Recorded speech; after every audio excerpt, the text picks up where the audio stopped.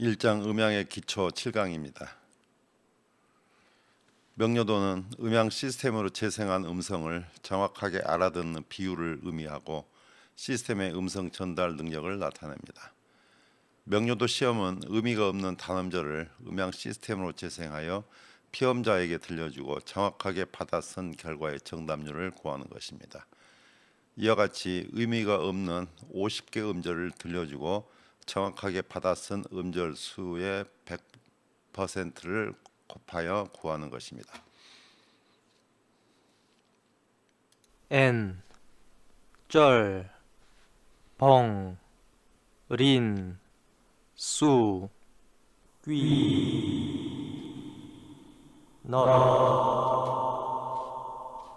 펼. 잔향이 있으니까 소리가 명료하게 들리지 않습니다. 이 음절표를 듣고 청취자가 40음절을 정확하게 받았으면 음향 시스템의 명료도는 80%가 됩니다. 단음절 명료도가 80% 이상이 되면 문장 이해도는 100%가 됩니다. 넓은 공간이나 야외에 설치되는 음향 시스템과 안내 방송 시스템의 기본적인 목적은 음량을 크게 하여 명료한 음성이나 음악을 사람들에게 전달하는 것입니다.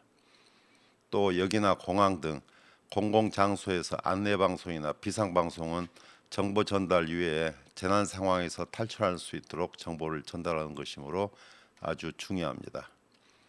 따라서 방송 내용을 알아듣지 못하는 음향 시스템은 쓸모가 없습니다. 명료도는 통신에서 통화 품질 척도로 사용되고 있고 공간에서의 음향 전달 특성의 평가 척도로서도 사용되고 있습니다. 그리고 음향 시스템에서는 음성이 얼마나 명료하게 재생되는가가 시스템의 좋은 음질의 조건 중에 하나입니다. 명료도 척도는 이와 같이 통신에서의 통화 품질, 공간에서의 음성 전달 특성, 음향 시스템의 음성 전달 특성, 음악에서 보컬의 가사의 전달 특성, 비상방송 시스템의 음성 전달 특성의 척도로서 사용되고 있습니다.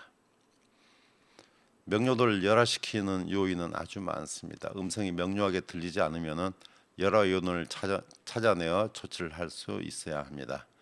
음향기기 품질이 나빠서 음성이 명료하지 않은 경우는 거의 없습니다. 음성의 명료도에 영향을 미치는 요인으로서는 크게 네 가지로 나누어 볼 수 있습니다. 공간 음향 특성, 스피커 음향 시스템 특성, 기타. 공간 음향 특성으로서는 소음 레벨, 잔향 시간, 직접음과 잔향음의 비, 정제파, 에코 등이 있고, 스피커 특성으로서는 주파수 특성, 스태깅 및 스프레이, 커버리지, 스피커 설치 위치, 스피커 튜닝에 따라서 달라집니다. 이와 같이 음성이 명료하지 않으면 이러한 요인들 중에서 무엇이 원인인지를 찾아내서 조치할 수 있어야 하겠습니다. 강의실에서의 명료도 한번 보겠습니다. 여기에 지금 소형 스피커가 있습니다. 영어 듣기 평가 시험을 보고 있는 상황입니다. These are nice photos, May. Who's this? It's my friend, Linda. Where does she live? She lives in Los Angeles. 여기서 보면은 앞좌석은 소리가 잘 들릴 수 있지만은 뒷좌석은 소리가 잘 들리지 않을 수도 있습니다. 교실 내에서는 이렇게 좌석별로도 명료도가 다르고 또 같은 학교 내에서 또 교실별로도 명료도가 다를 수 있습니다. 그리고 학교별로도 명료도가 다르므로 공정한 평가가 어렵습니다.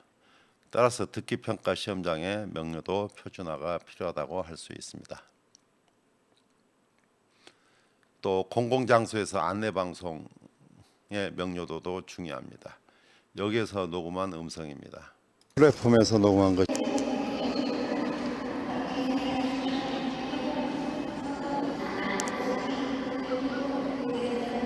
음량도 작고 공간이 많이 울립니다. 울려서 소리가 무슨 얘기인지 알아들을 수 없습니다. 또 공간이 큰 체육관에서는 잔향이 많아서 소리가 명료하지 않습니다. 써보십시오. 하나 둘 잠시 말씀드립니다. 사랑하고 존경하는 저희 학교 학생 교직원 여러분 안녕하십니까? 또 보컬이 있는 음악을 청취할 때는 보컬의 가사가 명료하게 들려야 합니다. 그러나 보컬이 여러 악기음들에 의해서 마스킹되어 명료도가 떨어지거나 가사를 전혀 알아들을 수 없을 정도로 명료도가 좋지 않은 경우가 많습니다. 음악에서 보컬의 가사가 얼마나 명료하게 들리는가를 좋은 음질의 조건 중에 하나입니다. 자, 잠시 이 음악 한번 들어보시기 바랍니다.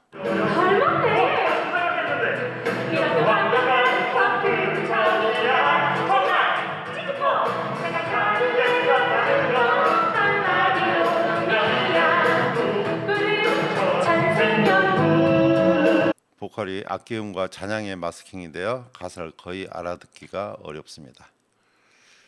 다음에 음성 레벨과 명료도의 관계를 보겠습니다. 레벨이 낮으면 명료도가 굉장히 낮습니다. 60데시벨이 되면은 명료도는 약 85% 정도 되고 점점 증가하다 80dB 이상이 되면은 명료도는 증가되지 않고 시끄럽게 들립니다. 다음에 주파수 대역과 명료도 관계 보겠습니다. 주파수 대역이 5kHz까지 재생되면은 음성의 명료도는 거의 100%가 됩니다. 1kHz까지만 재생된 음성을 들어보십시오. 평정자는 11명이고 각 평가치간의 상관함수를 구하여 그 상관 행렬을 기초로 해서 인자 분석하고 2kHz까지 재생된 음성입니다. 평정자는 11명이고 각 평가치간의 상관함수를 구하여 그 상관 행렬을 기초로 해서 인자 분석하고 5kHz까지 재생한 음성입니다. 평정자는 11명이고 각 평가치간의 상관함수를 구하여 그 상관 행렬을 기초로 해서 인자 분석하고 5kHz까지 재생하면 대략 명료도 기여율은 100%가 됩니다. 그러나 자연스러운 음성을 듣기 위해서는 10kHz까지 재생이 되어야 합니다. 평정자는 11명이고 각 평가치간의 상관함수를 구하여 그 상관 행렬을 기초로 해서 인자 분석하고 다음에 소음이 있어도 명료도가 좋지 않습니다. SMB가 마이너스 5dB면은 음성 신호가 소음 레벨보다 작습니다. 따라서 이 경우에는 전혀 알아들을 수가 없고 SMB가 0dB면은 가까스로 알아들을 수 있습니다. 그리고 SMB가 15dB가 되면은 아주 편안하게 알아들을 수가 있습니다. 다음에 실내 잔향이 많으면은 잔향도 일종의 소음이므로 음성을 마스킹해서 명료도가 낮아집니다. 파란색은 음성이고 초록색은 잔향입니다. 이 잔향은 일종의 소음으로 작용해서 음성을 마스킹해서 명료도가 낮아집니다. 자, 스피커에서 3m 떨어진 지점입니다. 잔향이 없으면은 아카라고 발음한 이 음성 중에서 에너지가 작은 자음입니다. 자음이 명확하게 나타나고 잘 알아들을 수 있지만은 잔향이 있으면은 이 잔향이 크를 마스킹을 해서 자음을 알아들을 수 없게 됩니다.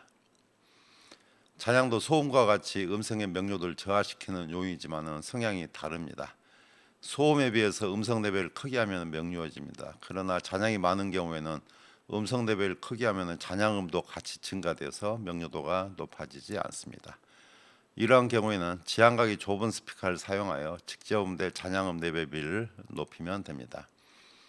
똑같은 공간입니다. 지향각이 넓은 스피커, 지향각이 좁은 스피커를 쓴 경우입니다.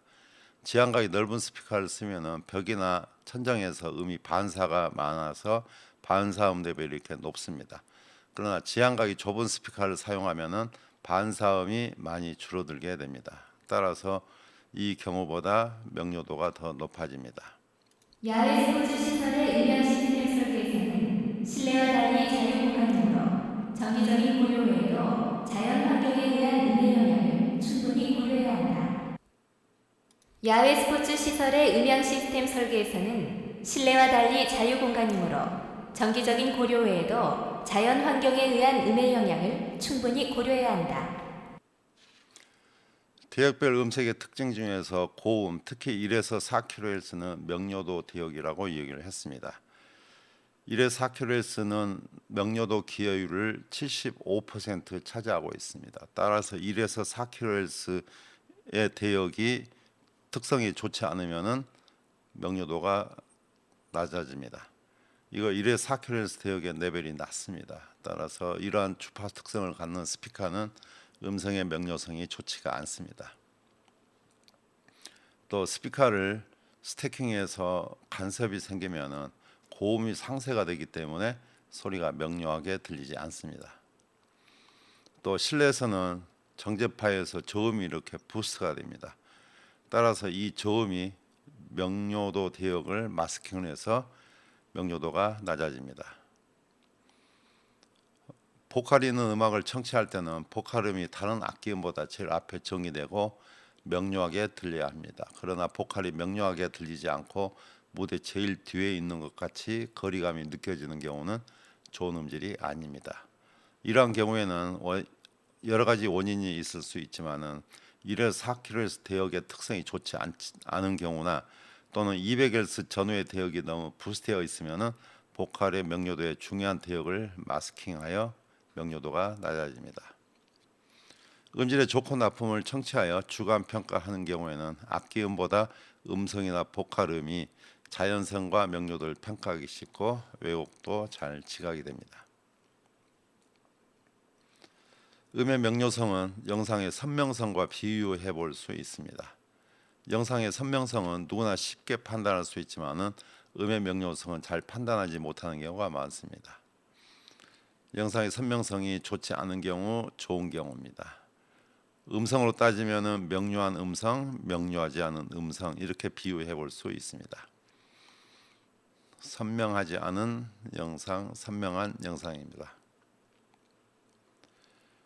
좋은 음질 조건 네 번째 하나 추가하겠습니다. 음성이나 음악이 명료하게 들리는 것이 좋은 조건 중에 하나입니다.